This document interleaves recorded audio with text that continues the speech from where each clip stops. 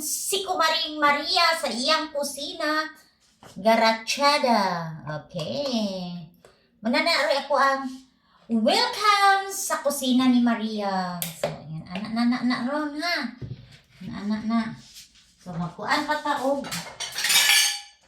Kaning salad. Kaya para makataon ang tigulang og salad. So, ang anak din akong trabaho din. Kani mga salad. Mahilig na sila salad.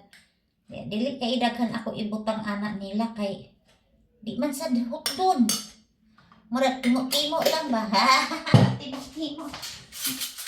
So, yun anak na no. Ato sa ning picturean kaya ro makakita mao naman di na.